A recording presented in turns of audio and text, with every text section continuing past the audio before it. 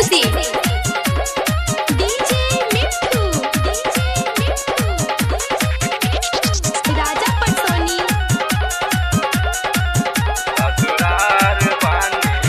जीजा हो गइल बिया हम जात बानी हो, हम तोहर लना कुंवर बनी हो। जीजा हो गइल बिया हम जात बानी हो, हम तोहर लना कुंवर बनी हो। अब चली नहीं कोनो मनमानी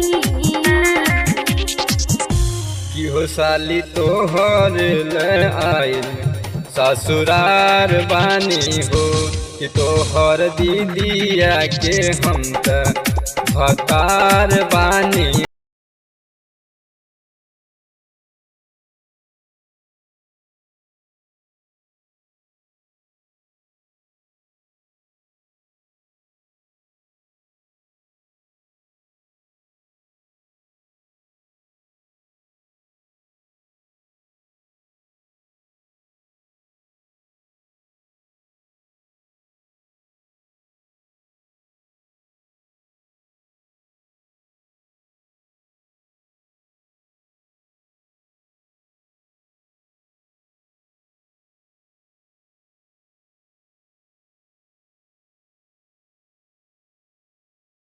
कोई नहीं हो तोहरे मन से, कोई नहीं हो। याद कर हमके घर के पीछे तू बोलौले रहलू, साली अपना जी जाके चिड़िया तू खैले रहलू।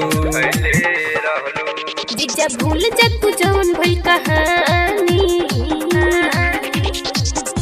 की हो साली तोहर ले आइल ससुरार बानी हो, कि तोहर दीदिया के हम त भतार बानी हो।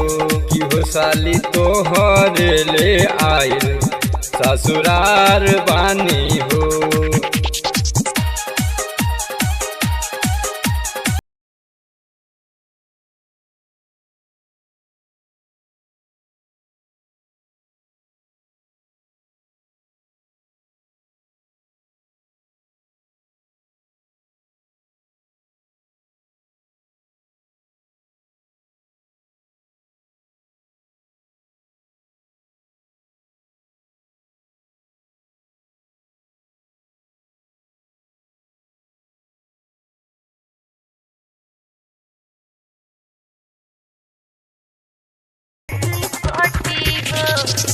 साली ससुरार जाके उमेश के भूलैबू, बिट्टू परवा दीपक के साली तू भूलैबू।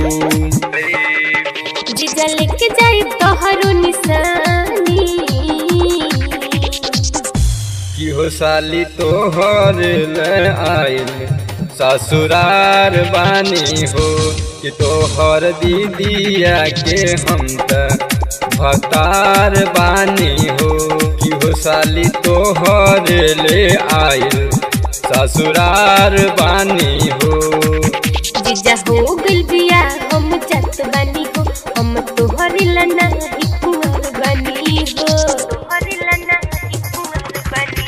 जीजा हो गइल बिया हम जात बानी हो, हम तोहर लना कुंवर बनी हो। अब चली नहीं कोनो मनमानी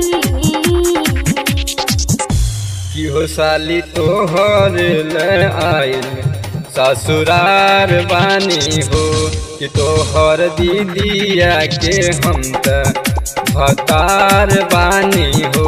कि हो साली तोहर ले आइल ससुरार बानी हो।